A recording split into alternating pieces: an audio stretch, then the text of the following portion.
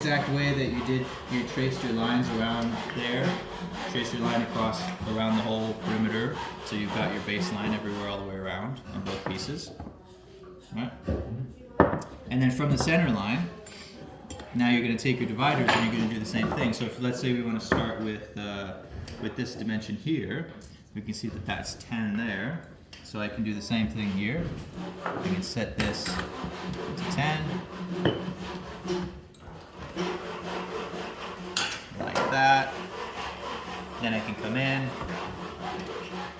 from my center line. I should actually point you to the right one. So from the center line there, that's 10 like that, and then I can swing that round from that same intersection where that center line crosses that baseline I just drew. That's 10 there. Might as well get a couple of dividers because you have the luxury to right now. So you can have one set for 10, one set for 19 and 14. When you've got it set for a dimension, try and lay out all of the dimensions while you have that setting. Because if you set it to something else and try and set it back to 10, it will never be exactly 10. Right? Whereas it doesn't have to be exactly 10, it needs to be consistently whatever this 10 is, across everything. So I've marked out this 10 here, and you see because these fit like that, the width across here is the same as the width across there, so 10 is also this dimension there, right? Which you can see here. Yeah, those two, right? Yeah, so that there 10 is across the base on the positive piece, and there 10 is across there on the negative piece. So. And then you don't actually measure that one. You measure the negative space between the midline. That's right. Yeah. So the 6.5 is here. The 6.5 is the same. So if I do the same thing here now, if we do the 6.5.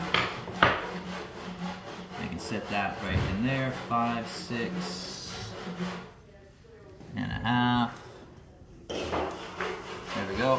So 6.5 is the neck there, and then it's also that empty space from the center line to these corners there, right? So, basically work your way around, dim everything that you can.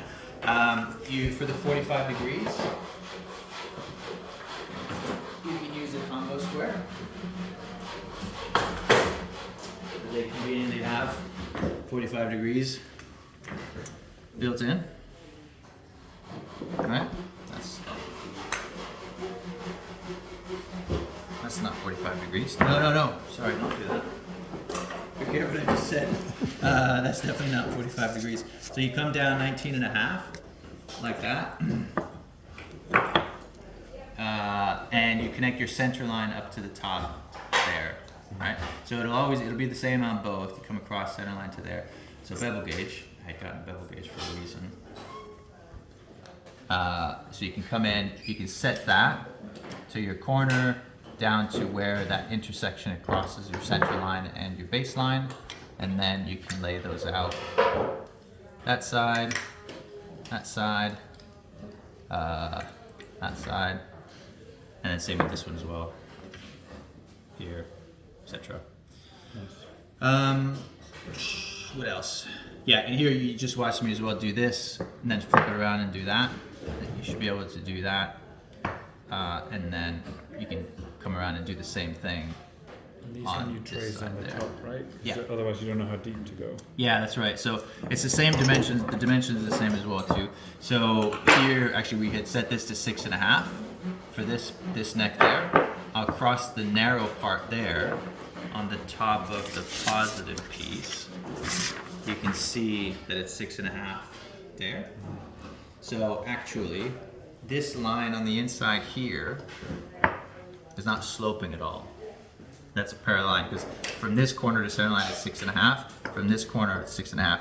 That's the same. So this seam, the crease on the inside there, is a nice straight line, and then it tips away, and the corner here gets a little bit wider as it tips away. So you mark that across the top, 1, 2, and then you can mark the other line across the top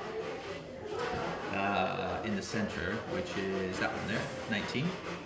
All right, so you can see 6.5 goes to there, and then 19 goes to the outside. So then same thing again. Come in there. Set that to 19. And then that will come in. 19 to that corner. 19 to that corner. And then once you cut out this space here as well, you'll find your center point in the middle there, and then you'll see 19 goes to there. And then 19 goes to there as well. Right? Which is that point, that point, that point, that point. So that one is that one, and that one. Nice. Sounds alright? You said you were a design manager, right? Yes. Yeah. So in order for me to do this in 2 sessions, Yeah. where do I need to be at the end of today? You need to